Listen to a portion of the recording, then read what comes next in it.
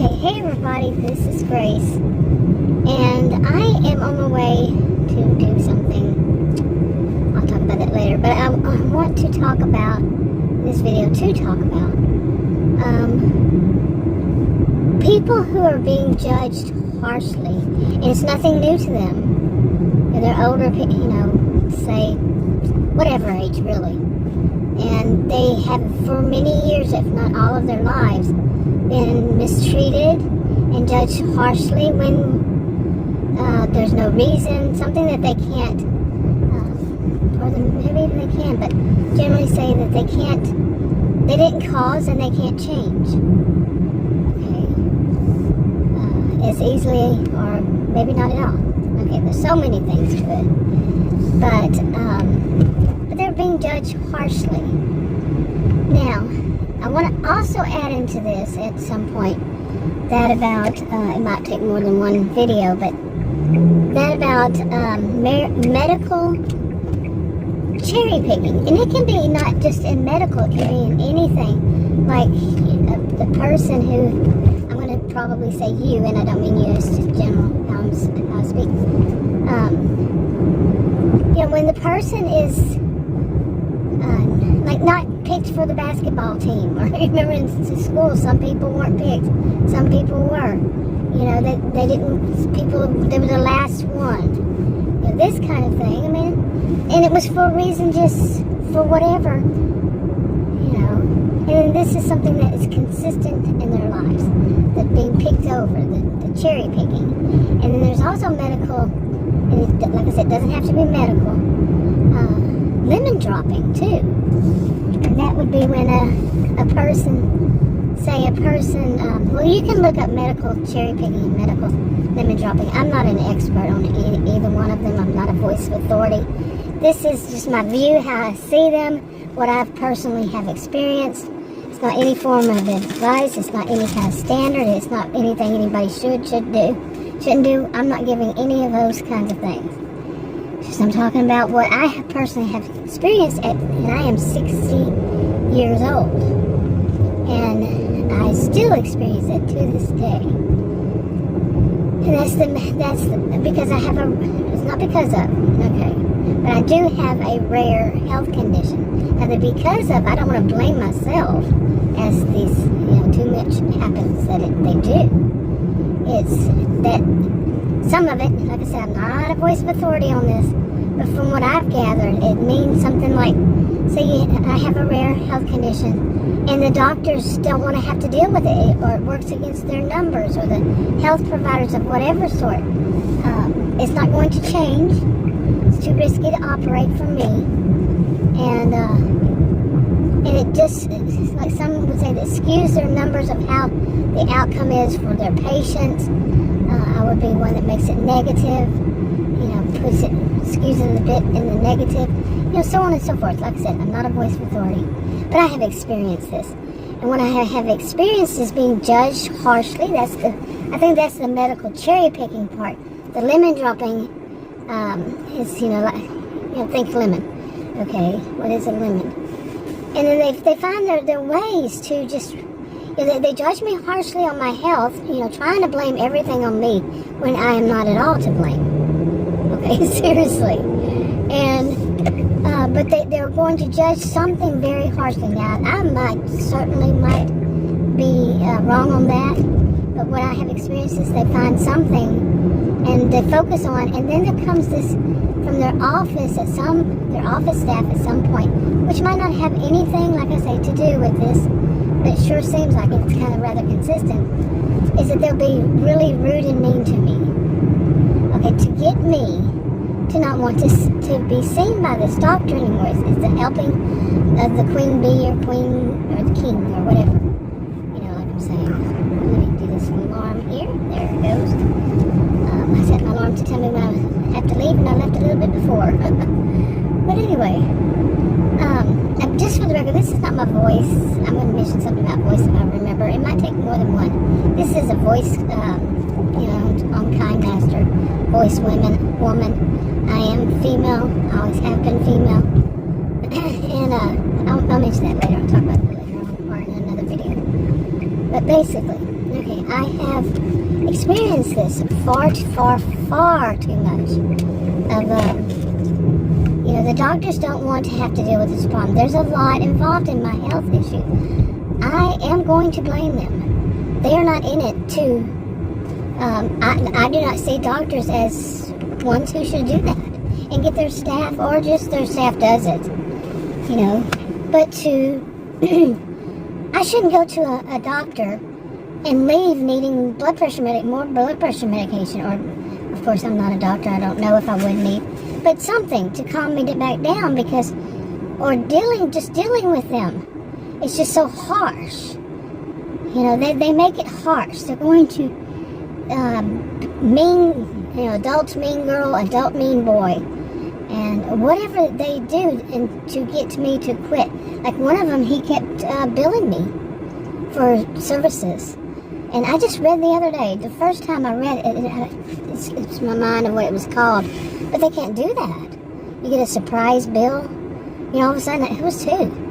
It was on one bill, but it was actually 4 things. I'm like, 2 or 3 different days. It's what the crap? One of them was even penny charges, 2 penny charges. Penny! Talking about pinch a penny till it bleeds. But, it's really no laughing matter at all. It's not funny. But some of these, what they do is, like I said, it's like these are adult mean girls, adult mean boys. And this is something I really need to touch more on and talk about, because it's consistent in my life. 60 years. Now, I don't know when I developed this health problem. It was... what happened there? It was most likely in my early childhood. And, when I was young, I don't think they even knew much about it. The NIH does know about this kind of thing. And many of the providers, by the way, they do not. Some of them don't believe in it. I actually saw one this past October. This is September. So this past October. And she says she interviews people. When I called her, first thing she said was, "How did you get my number?" I purposefully didn't put it on the internet. That was red flag number 1. But I'm thinking, okay, she's around my age, a little older. Maybe there's something else going on there. I don't know.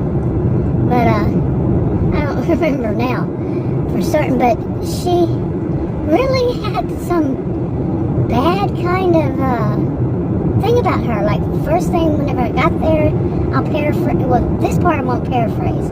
But she told me flat out, American doctors are stupid. She was not American. She let me know that. And she told me where she was from.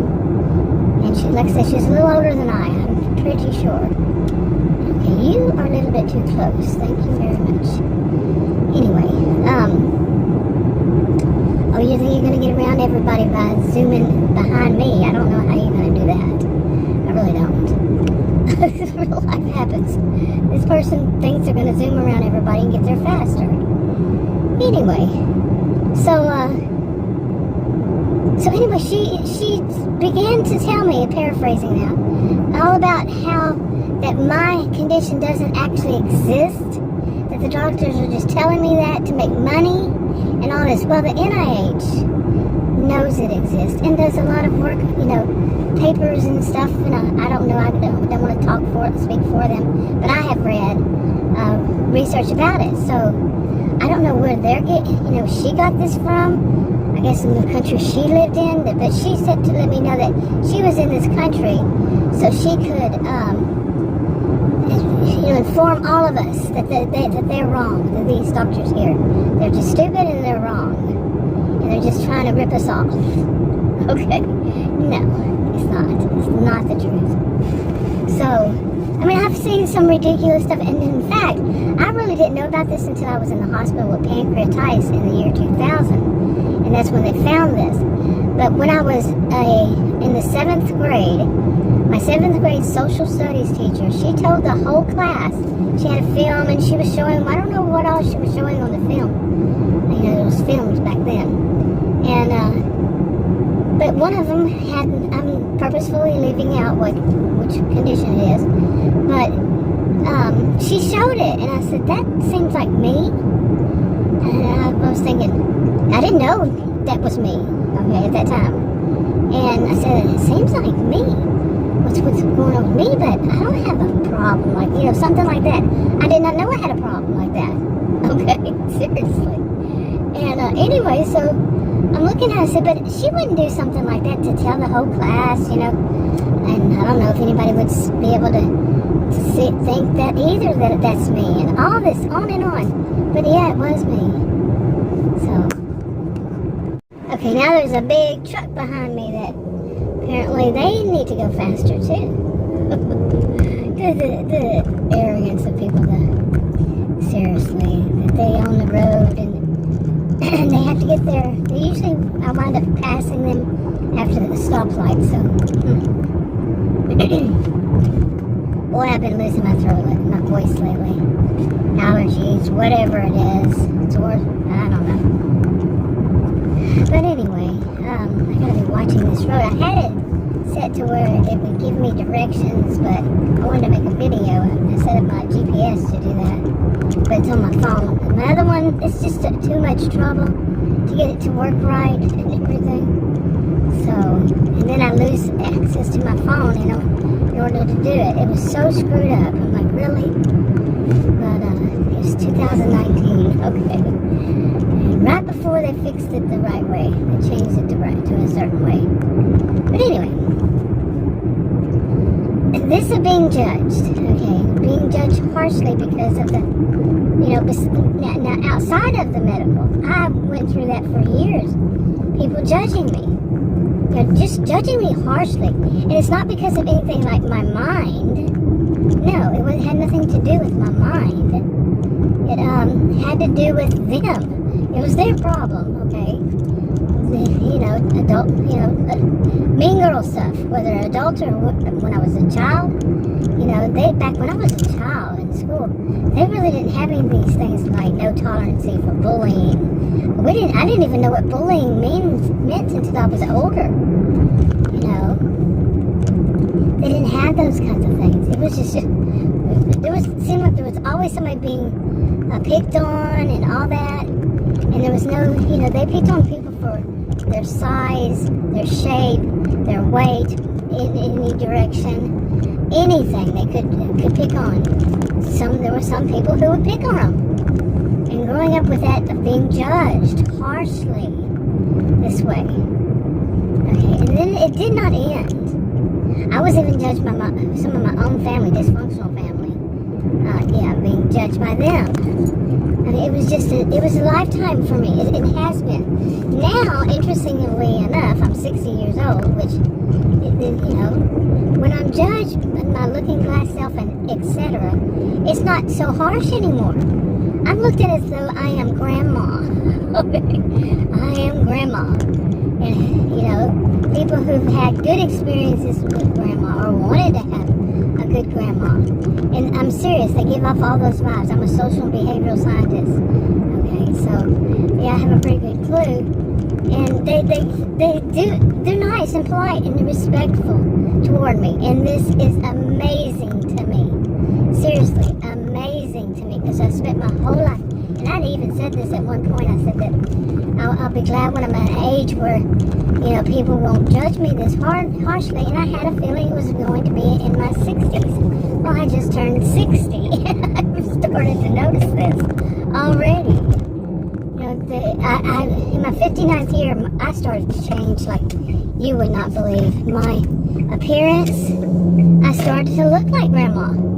Okay, like the kind of grandma I think many people want, that has the kindness, the look of being a kind person. How many of us have ever noticed that in people? You have some people who look kind and some people who look sinister. Not just to name two, okay?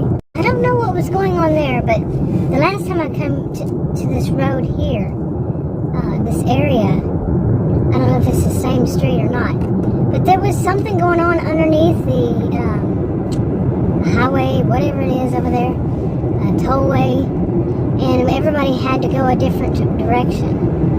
And they were waving people back, go back, go back. And some people had already gone forward. And must have been some really bad accident, something. Who knows? Hopefully there's nothing like that today, because I can use my map, but I'm going to have to stop somewhere. And I would have to redirect. I don't know the roads there. I don't know the ways around it and all that. So what would be a detour, and I could figure it out. But anyway, I don't think hopefully I won't get there too early. I looked it up online, and it wasn't supposed to be that fast. But it's supposed to be like 36, 37 minutes or something. And I'm getting there pretty fast, it seems like. Maybe not. Maybe I'm just talking so much. But anyway, this of medical cherry picking has been an issue in my life. Now, here's another thing. Not medical cherry picking. Actually, it's medical cherry picking and lemon dropping is what I've seen. But they also each defined separately, but the term they seem to use is both combined. Now, that makes sense, right? And in this lane, actually, I don't know which lane I'm going to need to be in. I don't know if any of these lanes just suddenly turns. But I don't know how close I am. I'm not too close, I don't think. But anyway. But being judged has been such a big part of my life, and so now that's a kind of relief in that way. That people see me, they don't seem to judge me so harshly. They're just on appearance alone. I don't think I look all that different, seriously, than a lot of people. I mean, really. But something, before they even speak to me, there was always some kind of sarcasm or something. Not always, not in every situation, not every person, but the ones that stuck out, yes, it was some kind of always. Of course, because I'm saying that stuck out, and they were the situation. You see what I'm saying? So, not the ones that didn't have a situation. Whew, really. I'm not one of those people who say, oh, everybody, nobody. No, I'm not one like that. Now, this person behind me. Anyway, so where am I from here? Let's see. Okay, I'm sitting off to the side of this place, not the place in front of me, but over the other direction. And I'm waiting. I got here about 45 minutes early. I don't care to go sit in to wait. Yeah, but anyway, the whole thing, and by the way, whenever I have an appointment, whether it's just go talk to somebody about like today I had planned, not planned, it might not be today, another day, I need to go to this place and just go in and talk to somebody because they don't answer their phone. Seriously. And it's a whole, it's a clinic. It's a clinic supposedly by my insurance company, my health insurance company. I do not know how these things work. I could be totally wrong. But anyway, when I drove in this place, the parking places are like, wow, I don't even know what to call those. Like these, let me see if I can do it around here. You see like that? They have a whole, it goes way far down. I don't think you can see how far down that would be. But that's the whole thing in front of it. And I'm like, I don't like parking like that, because if you get in and you accidentally had put it in gear the wrong way, boom. But I have noticed since I started doing the jobs that I've started doing, the food delivery stuff, for my health insurance. I have to do that to get health insurance for me. It's a long situation. But I have noticed that there are a lot of those. I did not know. I've lived in Dallas, this is a suburb north of Dallas. I've lived here, not here, where I live right now, north of Dallas, north suburb, for most of the past 20-something years. And I never knew that there was that many things you could just drop. Your car is slick or something and hydroplanes, which mine did the other day. And if I would have been close to one or down one of those rows, my goodness. But you know, you can just, and that's it. You know, or really bad off. I did not know that there were so many of those. I knew there were a bunch of creeks. Did not know there were so many, whatever those are called. Seriously, just like, there they are. Some of them, I don't even think you would call them ditches. Because there's nothing in them. I don't think there were ever ditches. It's just the way the land was. You know, nobody dug it, I don't think. But it was scary. I'm like, who parks there? So I came way over here and parked. And it's a way over here. I'm going to have to walk. So, a bit. But anyway, to go back to that. The thing about, you know, like some of these, whenever I have this whole health issues going, these health issues, plural. And then being treated so poorly because before I didn't have health insurance, and now I would, you know, I was hoping that it would be something different, and so I won't have to go to that medical, all that kind of cherry picking, lemon dropping, all the harsh way they treat you, they treat me, all the BS they say to get me to say I'm never coming back to the service, and then that's it. This just dropped. You know, once I say that's it, I don't want this. That's all they want. You know, because they don't want me to want to continue to go there. That's the purpose of it. They don't want to have to deal with me because of my rare condition. Doesn't give them good numbers. You know, something like this. This is what this stuff says. I mean, it could be totally wrong, but it happened consistently, and I'm 60 years old. So my health care is like a little bit here, a little bit there, a little bit there. You know, and anytime I have an appointment or, you know, coming up or anything, I will get anxiety because of the past. You know, some might call it, I don't diagnose, so these are not diagnoses that I'm saying, but some would call that complex post-traumatic stress disorder. Complex. Because it repeats, it's harsh. What I have to experience is harsh.